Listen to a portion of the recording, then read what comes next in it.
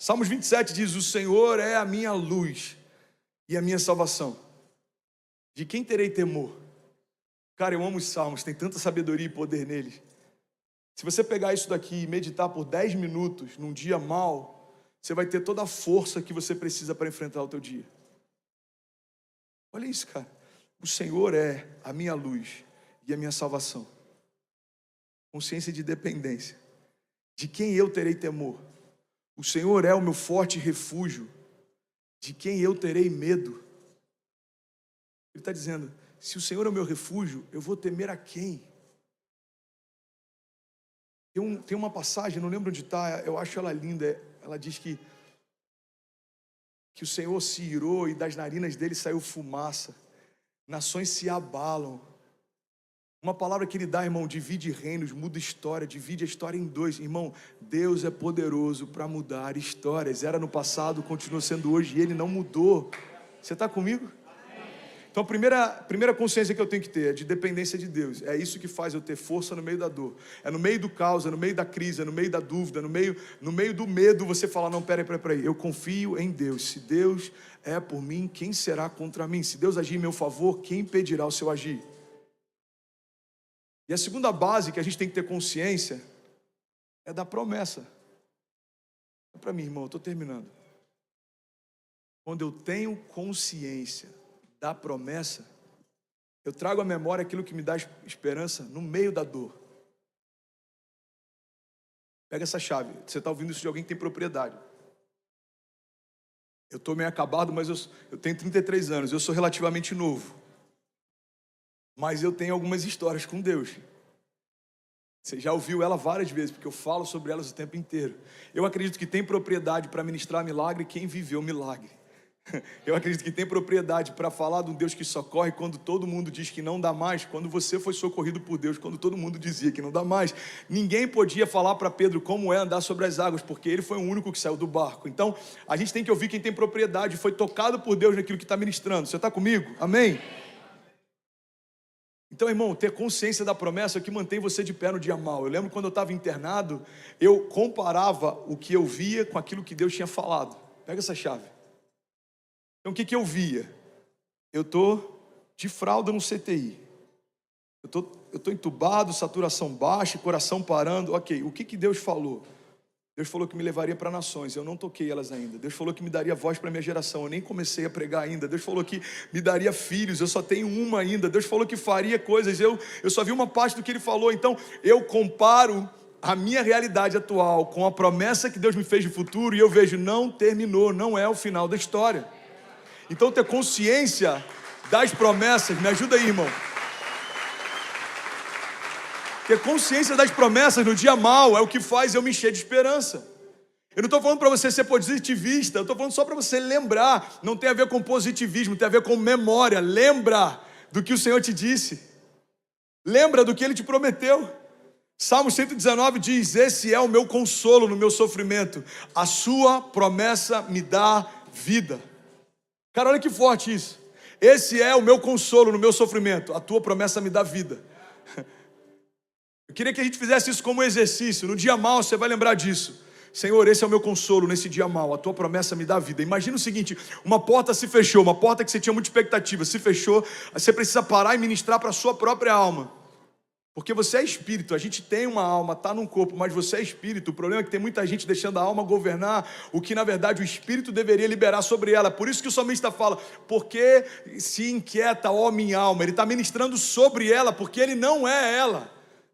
A gente está vendo uma geração almática, deixando sentimentos governarem você, irmão. Você não é o que você sente, você é o que Deus diz que você é. Você está comigo? A banda pode subir para me ajudar, por favor? Senão eu vou pregar mais 10 minutos aqui. Me ajuda, irmão. Você não é o que você sente. Se eu começar a ser o que eu sinto, no dia bom eu sou forte, no dia mau eu sou fraco. Quando outros dizem que não vai acontecer, eu desisto. Quando outros acham que vai acontecer, eu acredito. Agora, quando eu desassocio todo o sentimento da minha identidade, eu sou quem Deus diz que eu sou, eu posso o que Deus diz que eu posso, e eu vou viver o que Deus disse que eu viveria. A promessa dele é que me define, não os meus sentimentos. A promessa dele é quem me gerou, irmão, não foram os meus sentimentos. Os meus sentimentos não opinaram quando Deus me desenhou na Gênesis, então eles não podem dizer até onde eu posso ir. Deus já depositou em mim palavras, promessas, desígnios. Você está comigo? Então pega isso, irmão. Consciência da dependência e a consciência da promessa. Essa é a chave. Essa é a chave para a gente permanecer de pé no dia mau. Hebreus 12:1 diz: Jesus, livremos de tudo o que nos atrapalha e do pecado que nos envolve, e corramos com perseverança a corrida que nos é proposta, tendo os olhos fitos em Jesus, autor e consumador da nossa fé. Ele, pela alegria que lhe fora proposta, suportou a cruz, desprezando a vergonha, e assentou-se à direita do trono de Deus. Então pensem bem naquele que suportou tal oposição dos pecadores contra si mesmo, para que vocês não se cansem e nem desanimem. Irmão, pega essa chave. Tem um versículo em Hebreus 12 aqui que é poderoso demais. Você está comigo? Isso é muito forte. A palavra está dizendo: coloca os teus olhos fitos em Jesus. Não tira o olhar dele. Coloca o teu olhar em Jesus. Porque ele, pela alegria que lhe fora proposta, suportou a cruz. Olha a chave que a palavra está dizendo. A palavra está dizendo: Jesus suportou a cruz porque havia uma promessa feita para ele antes da cruz. Então havia uma alegria proposta. Deus falou: filho, você vai enfrentar a cruz, e depois que eu te chamar da morte, você vai estabelecer a redenção e vai se assentar ao meu lado direito. Você vai se despir de toda a glória, de toda a honra. Você vai andar como um homem comum, mas depois que eu te trouxer dos mortos, eu vou derramar sobre você tudo aquilo que você tinha antes de se entregar pela criação. Então Jesus está lá, e a alegria que foi proposta para ele é saber que ninguém mais estaria afastado do Pai através do que ele faria daqui a alguns passos. Jesus está lá e a dor está dizendo: não faz sentido, mas a promessa que ele carrega diz: assim que você se entregar, todo aquele que crer em você será salvo. Cada família que está nesse auditório, eu tenho plena convicção que veio a consciência de Jesus, cada nome, cada família, cada geração, cada lugar. Pessoas que daqui a 20 anos vão levantar as mãos dizendo: eu te reconheço como meu único e suficiente Salvador. Faziam parte da alegria que foi proposta para Jesus no passado. Então a Bíblia está dizendo: quando ele está lá sentindo a dor, ele lembra da alegria que fora proposta, e por conta dela suportou a vergonha e a dor. Você está comigo? Irmão, isso é muito poderoso. Se até Jesus teve que trazer à memória a alegria proposta por Deus para suportar a dor, como a gente acha que vai conseguir romper se a gente se esquecer do que Deus falou? Deus liberou algo sobre você, irmão. Se você se esquecer disso, você vai parar no dia mau. Deus liberou algo sobre você desde o ventre da tua mãe. Se você não souber disso, você vai parar no dia mau. A loucura é que tem uma geração querendo ser perseverante sem saber as promessas que Deus já depositou. Pastor, eu quero ser resiliente, eu quero ser perseverante, mas quais são as promessas que Deus tem para mim? Eu não sei, pergunta para Ele. Acessa isso, está dentro de você. A Bíblia diz: clama a mim e responder-te-ei e anunciar-te-ei coisas grandes e insondáveis que não sabes. A Bíblia está dizendo: se você me clamar, filho, eu vou te responder. Me clama e eu vou te dar respostas. Eu vou te anunciar coisas grandes e insondáveis que não sabes. Sabe, foi no culto como esse que em alguns momentos Deus falou comigo coisas que a gente está vivendo hoje. Eu vou te levar para um lugar, eu vou te dar autoridade, eu vou te dar uma família, eu vou te dar filhos. Sabe, em Israel, há 1 ano e meio atrás, eu estava no meio de um lugar subterrâneo onde Davi e os seus valentes se reuniam, fizeram um culto lá. E estavam cantando aquela música Nothing Else. Eu não quero nada além de ti. Cara, que noite absurda, surreal, a presença de Deus. E aí daqui a pouco eu recebo uma palavra, alguém do meu lado fala: olha, Deus falou que vai fazer 3 coisas no próximo ano. Ele vai te dar um filho, vai ser homem. Ele vai te dar um carro, que é um mimo. E se você acha que Ele está te dando voz, você não viu nada. Ele vai aumentar o alcance da tua mensagem. Irmão, você acha que quando eu cheguei até Benício nascer, tudo foi bem? Teve pandemia no meio da história. Kezinha grávida, ela teve bipolaridade gestacional no nascimento da Cecília. Agora ela está grávida de novo, num país estrangeiro, no meio de uma epidemia. E aí minha preocupação é, Deus, eu creio que aquilo que a gente enfrentou no passado, a gente não vai enfrentar de novo. Guarda a mente da Kezinha, guarda a saúde da minha casa, protege a gente. Irmão, olha que louco isso. O que faz você crer, confiar, não duvidar, não esmorecer, não parar? Eu tenho uma promessa. Deus falou que faria. Não tem dúvida se o meu filho vai nascer saudável. Deus me disse na cidade dele que me daria. Então, se Deus disse que vai acontecer, declara comigo, diga, já aconteceu. Deus disse que vai acontecer, irmão, já aconteceu.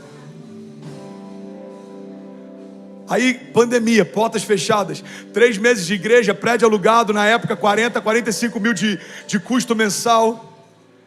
E agora, como é que a gente vai fazer? Deus disse que aumentaria o alcance da nossa voz. Ele vai fazer do jeito dele. A porta se fecha, o auditório se esvazia, mas as nações começam a se reunir. É como se Deus fosse acrescentando. Eu creio que assim como na igreja primitiva, a Bíblia diz que Deus acrescentava todos os dias as famílias, e é isso que Deus tem feito. Irmão, você acha que é natural alguém na Indonésia, em Mônaco, na Eslovênia, parar para ouvir o que a gente está ouvindo nessa manhã? Deus está fazendo uma coisa nova.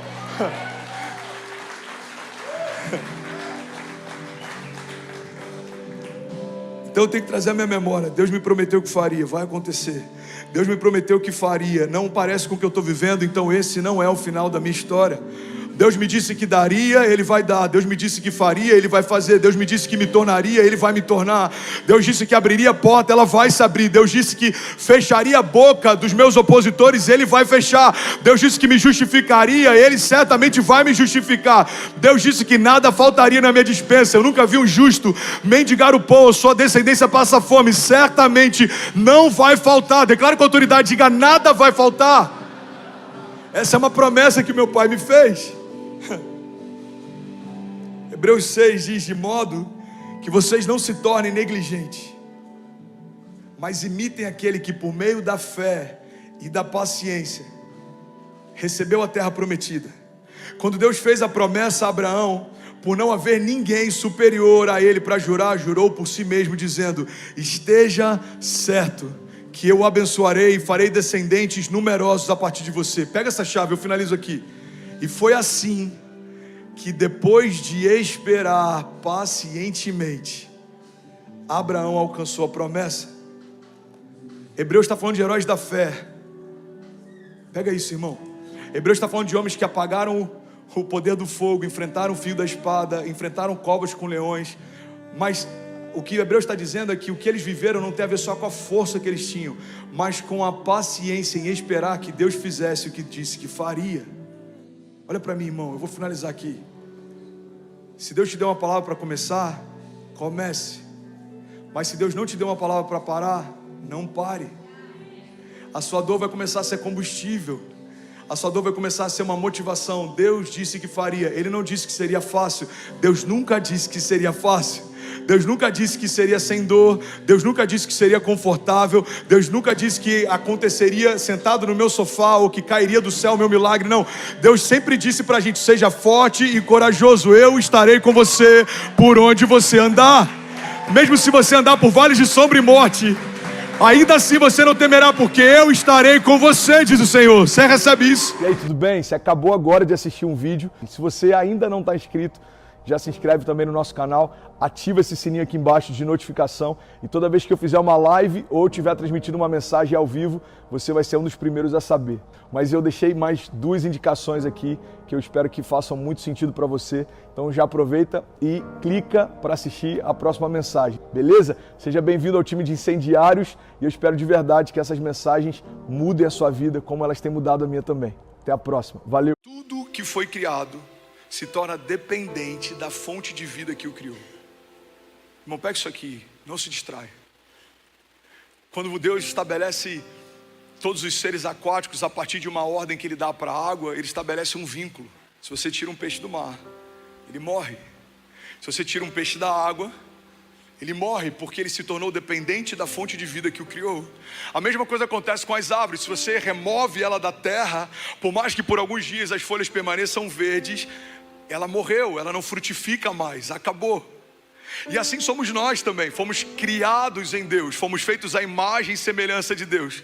Se não estivermos conectados nele, não há vida fora dele. Tem muita gente funcionando, tem muita gente caminhando, tem muita gente trabalhando, mas não é sobre funcionar, é sobre você estar plantado na videira verdadeira, é sobre você viver a vida do tipo de Deus, é sobre você caminhar com Deus, é sobre você se tornar imagem e semelhança dele. Alguém comigo aqui, diga amém. E é sobre isso que eu quero falar nessa manhã. Alguém com expectativa ainda, diga glória a Deus. Tudo que foi criado se torna dependente do ambiente que o criou. Produção, traz para mim, por favor. Eu queria fazer algo bem ilustrativo para você entender a força que o ambiente tem naquilo que você vai viver a partir de hoje. Primeiro princípio, eu queria que você anotasse isso, que você meditasse nisso essa semana. Primeiro princípio: o lugar onde você está plantado determina a sua estatura. Fala para quem está do seu lado: o lugar em que você está plantado determina a sua estatura. Primeiro princípio, irmão, pega isso aqui: o lugar que você está plantado determina a tua estatura. Quando a gente olha para um bonsai, tem algo interessante nos bonsais. Eles são lindos, eles são decorativos, eles são delicados. Mas se você for pegar a essência da semente que gerou esse bonsai, não era isso que originalmente eles foram gerados para ser. Você tem alguns bonsais que, se fossem árvores plantadas na natureza, teriam mais de 20 metros de estatura. Mas porque foram plantados num ambiente que limita eles se tornam uma árvore anã. O que vai definir o que você vai viver nesse ano não é o poder da semente que Deus te deu, mas é em que lugar você está depositando ela. O que vai determinar o que você vai viver esse ano não é o poder da promessa que você recebeu, mas em que lugar você está depositando elas. Muita gente está reclamando daquilo que carrega, quando na verdade o que você carrega é matéria-prima para aquilo que Deus vai fazer. Deus não precisa de muito para fazer aquilo que Ele faz. No milagre das multiplicações, Ele pegou 5 pães e 2 peixinhos. O primeiro milagre que Jesus fez, Ele pegou uma matéria-prima escassa para uma multidão gigante, mas foi mais do que suficiente. Todo mundo foi alimentado e ainda sobrou para que eles pudessem levar. Irmão, guarda isso aqui. Não é sobre o que você tem, não é sobre o que você carrega, não é sobre o dom que Deus te deu, não é sobre a tua história, não é sobre o teu sobrenome, não é sobre o teu histórico, não é sobre o teu lastro, não é sobre a tua genealogia, geografia, é sobre o que você faz com aquilo que Deus te deu. Não é sobre estar na América, tem muita gente defiando na América, tem muita gente prosperando na África. Não é sobre o lugar, não é sobre o DH, não é sobre a renda per capita, não é sobre ser um lugar de oportunidade, é sobre caminhar ao lado de um Deus de promessas. Você pode crescer em um lugar escasso, você pode definhar num lugar de prosperidade. Não tem a ver com o lugar, tem a ver com o ambiente que se cria no lugar. Você pode criar um ambiente de gratidão no meio de um quarto de hospital. Você pode criar um ambiente de ingratidão no meio de uma cobertura de um prédio mais caro. Pessoas que não são bem resolvidas sempre tentam achar em algo exterior a justificativa para o seu insucesso, infertilidade. Mas pessoas que caminham com Deus não dependem mais do lugar. Por quê? Porque estou plantado em Deus e nos seus átrios eu vou florescer. Levante suas mãos, receba esse nome de Jesus. Aqueles que estão plantados na casa de Deus, nos seus átrios florescerão. Alguém pode dizer glória a Deus por isso? Segunda chave que eu quero compartilhar, eu quero que você medite nisso, é que o ambiente que você está plantado, ele só tem 2 alternativas: ou ele vai te prosperar, ou ele vai te deformar. Por mais que essa árvore seja esteticamente bonita, se a gente for olhar para aquilo que ela nasceu para ser, ela é deformada. Ela teve que se adaptar para caber. Originalmente os seus galhos seriam maiores, os seus frutos seriam maiores, a sua estatura seria maior. Então todas as vezes que você se diminui para caber, você está deformando aquilo que Deus te chamou para se tornar. Quantas vezes a gente está diminuindo para caber num ambiente, a gente está se diminuindo para caber num lugar, a gente está se diminuindo para caber num contexto, a gente está se diminuindo para caber numa cultura. Quantos filhos de brasileiros, quando chegam aqui, se adaptam tão bem com a América que querem se tornar americanos? Ei, você não precisa se diminuir para caber. Existe uma graça entre carregar uma brasa viva e estar numa nação que lidera o planeta. Você está entre 2 mundos, você é uma ponte, você não precisa abrir mão das suas características. Pelo contrário, existe algo específico que Deus te deu, existem características específicas que Deus te deu, e é a partir delas que você vai prosperar. Porque se Deus quisesse que você fosse diferente do que você é, Ele tinha te feito diferente do que Ele te fez. Alguém comigo? Todas as vezes que a gente não, aleluia, se for para Jesus você pode fazer melhor. Aleluia. Todas as vezes que a gente tenta diminuir para caber em um lugar, a gente está abrindo mão daquilo que Deus nos chamou para ser. Você não precisa diminuir para caber, os lugares vão se expandindo a partir do seu tamanho. Você se torna maior, o ambiente ao teu redor vai te abraçando, ele vai se esticando, ele vai se desenvolvendo também. Uma das palavras bíblicas que eu quero que você receba, uma das verdades bíblicas, é que o Senhor, Ele expande as nossas tendas. Quanto maior o seu tamanho, maior vai ser o ambiente que Deus vai gerar no teu entorno. Não vai faltar recurso, não vai faltar unção, não vai faltar apoio, não vai faltar suporte, não vai faltar provisão, não vai faltar alianças, não vão faltar conexões, não vai faltar. Pastor, mas eu estou numa terra estrangeira, é nesse lugar que Deus vai operar milagres, porque é quando você não tem, é quando você não sabe, é quando você não pode, é nesse lugar que o grande eu sou se revela. Você não sabe, mas eu sei, você não tem, mas eu tenho, você não pode, mas eu posso. E você pode todas as coisas naquele que te fortalece. Aleluia, alguém pode dizer glória a Deus por isso? Irmão, não subestime o poder do ambiente. Você quer se tornar cético? Caminhe com pessoas céticas. Você quer perder a alegria em fazer parte de uma igreja? Caminhe com pessoas que têm feridas com a igreja. Você quer parar de fluir na unção? Caminhe com pessoas que desonram quem flui na unção. Você quer parar de prosperar? Caminhe com pessoas que preferem reter semente do que lançá-las. O ambiente que você está plantado determina a estatura que você vai ter. Ou o ambiente te prospera, ou o ambiente te deforma. A Kezinha já sabe quando eu preciso me recolher em Deus, quando eu preciso correr para Deus, quando eu preciso de um tempo com uma mesa profética, quando eu preciso de um tempo com amigos que me esticam. Por quê? Porque quando você vai se afastando de alguns ambientes, é como se aquele perfume ele fosse se diluindo, ele vai se dissolvendo. Se você não voltar para esse lugar para recarregar, esse perfume ele pode se perder. Tem pessoas que quando eu caminho, eu saio mais crentes dessa mesa, eu saio mais apaixonado por Jesus, eu saio com mais expectativa daquilo que Deus vai fazer. Mas tem pessoas que se eu ficar um almoço, eu já saio de lá sugado, parece que roubaram a minha alegria, parece que eu estou abatido. Alguém já viveu algo assim? Diga amém. Não subestime o poder do ambiente. Você precisa escolher muito bem onde você está plantado em 2024. Onde você vai semear suas expectativas. Onde você tem colocado a tua expectativa. O salmista diz, eu elevo meus olhos aos montes. De onde vem o meu socorro? O meu socorro vem do Senhor que fez os céus e a terra. Sabe, o salmista, ele tem um entendimento que é tão extraordinário, é tão poderoso isso, irmão. O salmista, ele entendeu que não depende da geografia que ele está, mas do ambiente em que ele caminha. Ele fala, mesmo que eu ande por um vale de sombras e morte, mal nenhum eu temerei.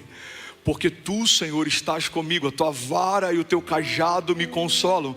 Ele entende que não é sobre o vale que eu caminho, mas é sobre o Deus que comigo caminha. Ele entende que não é sobre os deuses que estão disponíveis no alto dos montes, mas é sobre o Deus que fez os céus e a terra. O salmista está dizendo, mesmo que tudo se levante, mesmo que tudo venha contra mim, mesmo que os meus inimigos me cerquem, mesmo que eles venham contra mim no dia da minha desgraça, o Senhor me dará livramento, o Senhor me manterá de pé, mesmo que 1000 caiam ao meu lado, 10.000 à minha direita, eu não serei atingido. Por quê? Porque o Senhor vai à frente das minhas batalhas. Eu estou mergulhado nesse ambiente da presença. Eu sou blindado por ela. Eu sou justificado por Ele. Eu sou ungido do alto da cabeça à planta dos pés. Contra mim não há encantamento, palavra maldita alguma prosperará. Por quê? Porque eu estou escondido no Altíssimo, à sombra do Onipotente. Eu descansarei. O Senhor é o meu refúgio, a minha fortaleza, socorro presente na hora da angústia. Ele é o meu lugar seguro, a minha confiança. Ele é a minha torre forte. Ele não se cansa,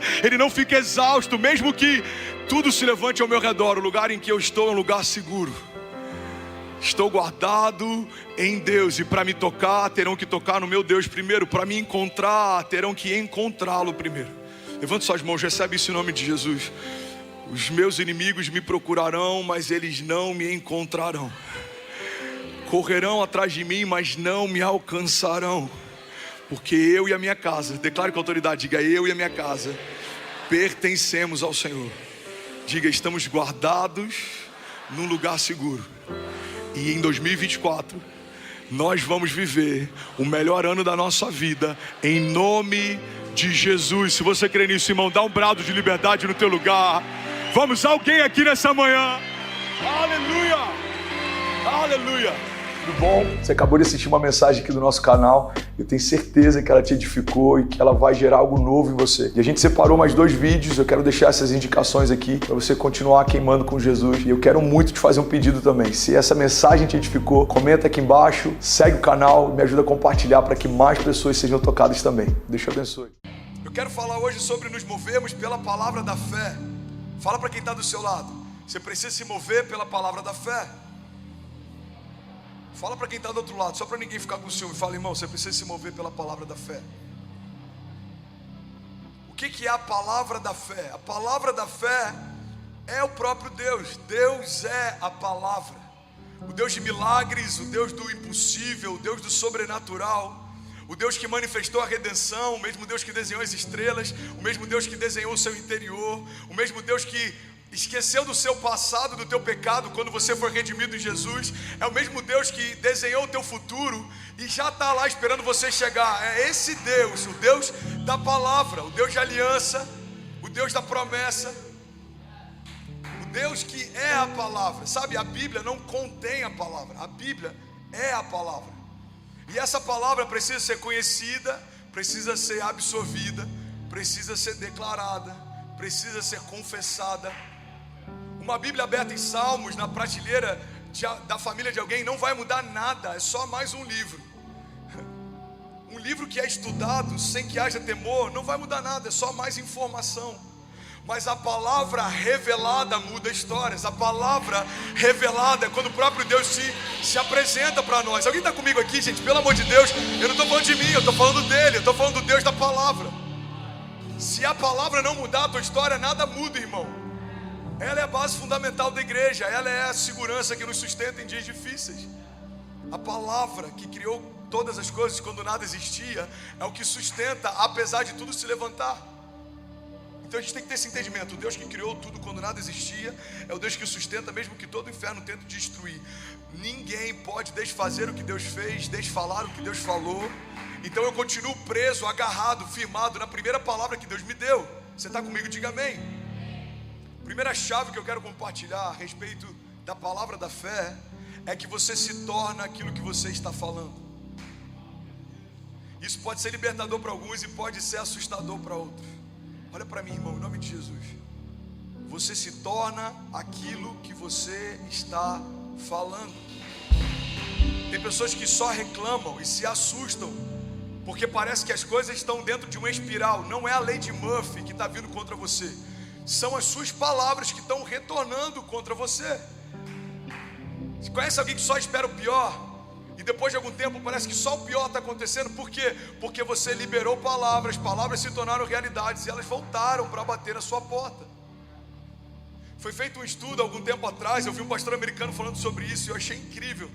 Fizeram um estudo em algumas igrejas e eles perceberam o seguinte: 97%, se eu não me engano, 97% do medo que algumas pessoas tinham em relação a algumas coisas que poderiam acontecer, depois de algum tempo, elas perceberam que aquilo não aconteceu.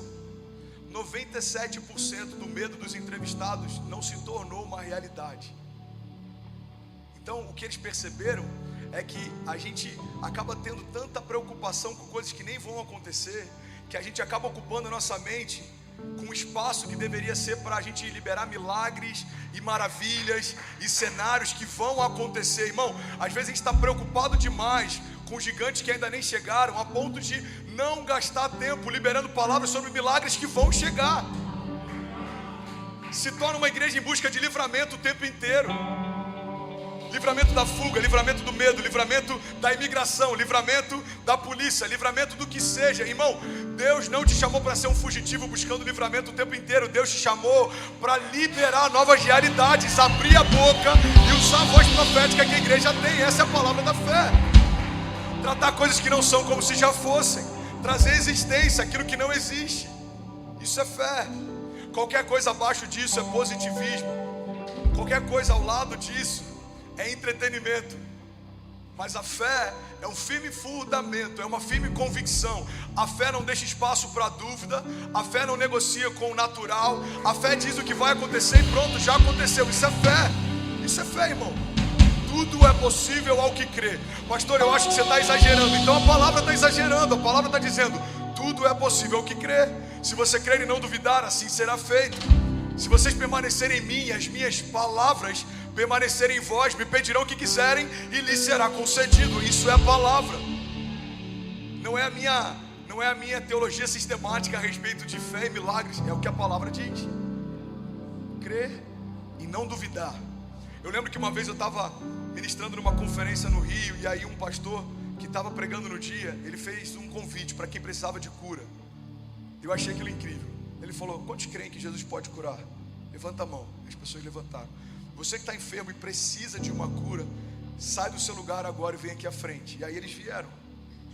E aí ele orou por aquelas pessoas, mas não convidou aquelas pessoas a orarem. E aí depois a gente foi jantar, eu falei: pastor, por que você não convidou quem foi à frente para fazer uma confissão de fé? Ele falou: André, porque quando ele levantou e saiu do lugar, ele está tendo uma atitude de fé.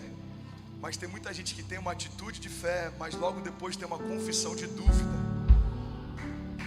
Então eu prefiro me agarrar à primeira atitude que ele teve e crer com ele até que o milagre aconteça. Irmão, às vezes a gente tem fé para levantar de alguns lugares e andar até outros, mas é no meio do caminho que muita gente começa a duvidar se vai acontecer. Não é para começar. No começo a gente tem fé misturado com euforia, expectativa. A gente está excited. Esse negócio vai dar certo. Eu vou começar esse business.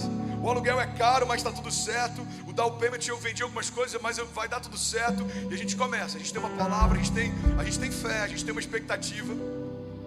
Mas na primeira crise, muita gente começa a duvidar. Será que Deus vai fazer o que falou que faria? Será que Deus vai cumprir o que disse que cumpriria? É no meio do caminho que tem muita gente esmorecendo na fé. O desafio não é começar, irmão. O desafio é permanecer enquanto os meus olhos não veem o que Deus disse que faria. É quando o nosso natural começa a sabotar o sobrenatural. Irmão, pega essa chave.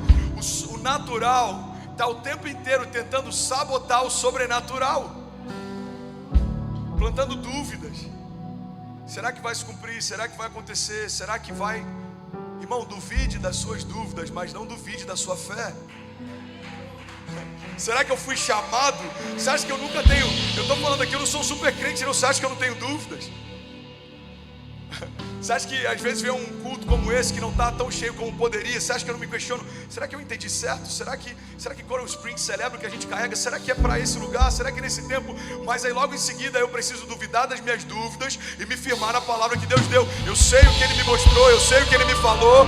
Então não tem a ver com o que eu sinto, tem a ver com o que Ele fala. Muita gente aborta ações de Deus porque para dar ouvido para sentimentos e não está ouvindo a palavra. Sentimentos, fala para quem está do seu lado. Sentimentos passam, irmão. Sentimentos passam. Tem gente desistindo por causa de sentimentos. Tem gente saindo da igreja por causa de sentimentos. Tem gente abandonando a jornada de fé por causa de sentimentos. Tem gente deixando dúvidas entrarem no seu coração por causa de sentimentos. Por isso que a gente precisa ter uma fé firmada na palavra, uma fé firmada em Deus e nas suas promessas, uma fé firmada numa rocha inabalável. Porque sentimentos todos nós temos. A gente tem um dia mau, a gente tem um dia do desânimo, a gente tem um dia do cansaço. Só que a gente precisa deixar sentimentos de lado e se firmar a palavra, porque os sentimentos mudam, mas a palavra não. Você quer um exemplo claro que todo homem casado vai entender muito bem?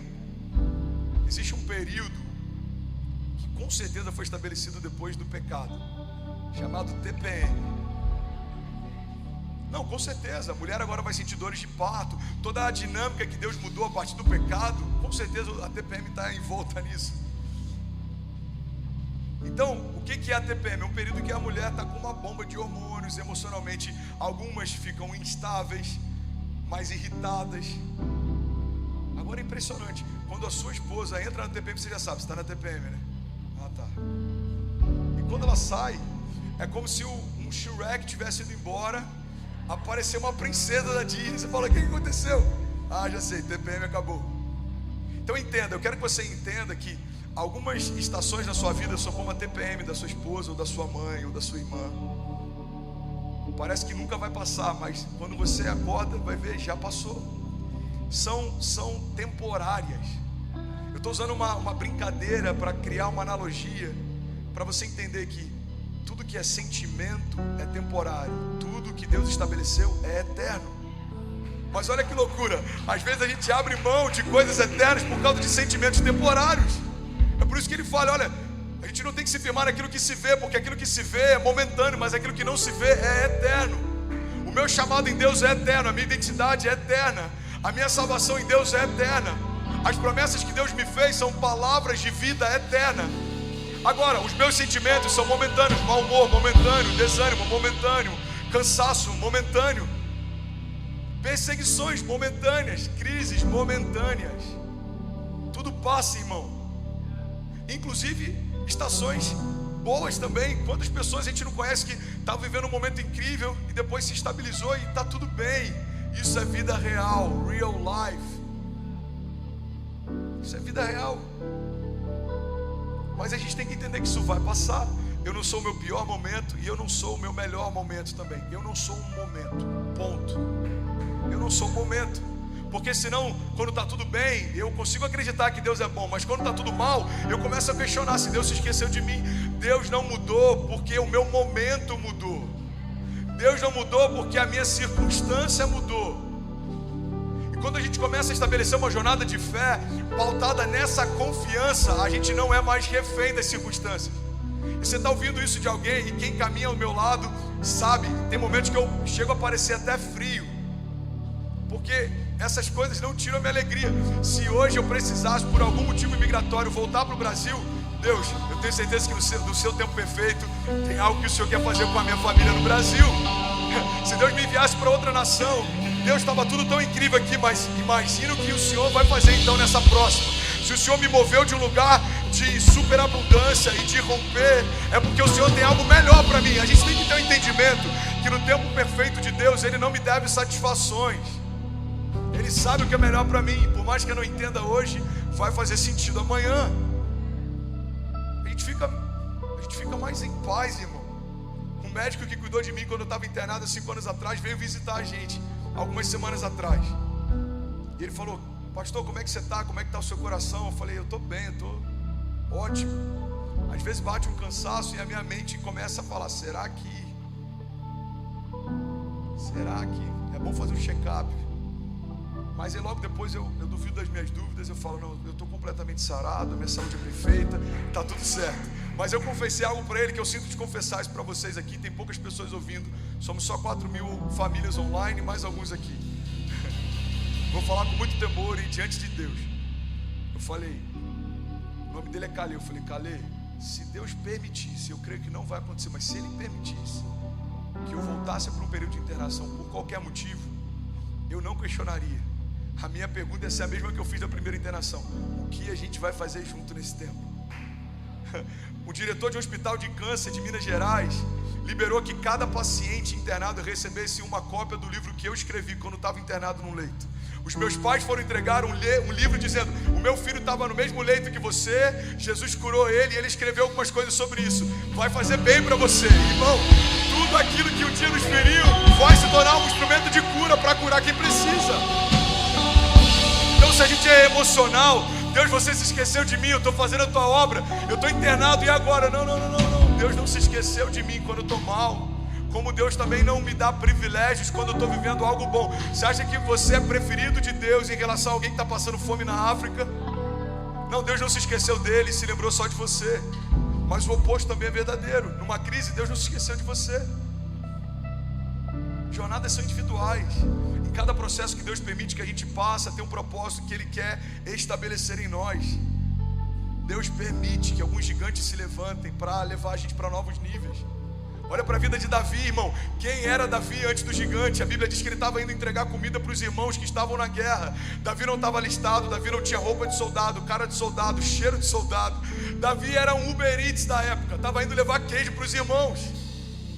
Então você pega o gigante, era uma maldição para aqueles exércitos, mas o gigante se tornou uma bênção para Davi, tirou ele da invisibilidade e colocou ele na história. Ei, irmão, a gente começa a aprender a não questionar alguns gigantes que Deus permite que cheguem, porque podem ser o nosso passaporte para o próximo nível. Tem gigantes que eu enfrentei na minha jornada ministerial: perseguição, desonra, dúvida. Irmão, já preguei para 3.000 pessoas com a conta de luz de casa cortada. Já preguei para milionário com desafios para conseguir pagar contas em casa, e a alegria era a mesma. Por quê? Porque eu sei que o meu momento não define a minha história. Esses gigantes estão me ativando. Eu não estou abatido por conta da crise. Eu também não vou me ensoberbecer quando chegar o dia do palácio. E aí, tudo bem? Você acabou agora de assistir um vídeo. Se você ainda não está inscrito, já se inscreve também no nosso canal, ativa esse sininho aqui embaixo de notificação, e toda vez que eu fizer uma live ou estiver transmitindo uma mensagem ao vivo, você vai ser um dos primeiros a saber.